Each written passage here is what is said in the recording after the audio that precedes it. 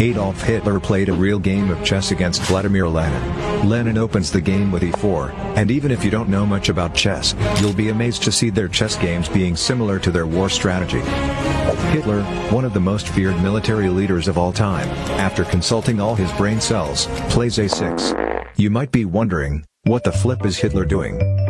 But believe it or not, even though he starts with a questionable move, he transforms this position into a strong attack.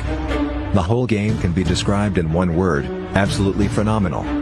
Lenin takes over the center and Hitler continues his attack. Quick horse jump. And at this point Lenin really dominates the center.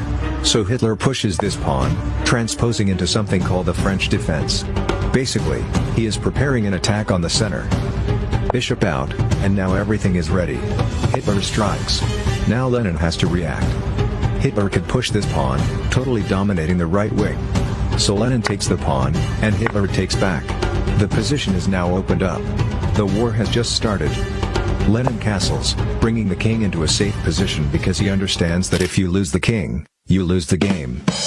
Bishop b7. In case you don't know much about chess, this is dangerous. Hitler is putting the enemy king under massive pressure. Lenin moves his queen out, and Hitler does the same, increasing his attacking power on the castle. But his queen is also far away from the king, which might or might not become a problem if Lenin counterattacks. Hitler has to be very careful with his aggressive attacks. a4, pressuring Hitler's queenside structure. Should he capture the pawn? For Hitler, violence was never the answer. It's a question, and the answer is yes. He is blinded by attacking opportunities and aggressively takes the pawn. But now his pawns are left doubled and isolated like his troops in World War II. These pawns are extremely difficult to defend, because they can't defend each other anymore. Maybe he was too aggressive. Lenin instantly takes advantage of that, bringing out the knight and attacking the pawn. Hitler pushes the pawn, Lenin takes it, and now Hitler has a new problem. This rook could go here, attacking the queen. So he moves the queen over here, but now the queen is even further away from the king. At least he's attacking the knight. Lenin defends the attack. And here comes the knight. Hitler keeps attacking and attacking. But Lenin still has strong control over the center and simply pushes the pawn, so the knight has to retreat. Here Lenin takes the knight and Hitler takes back.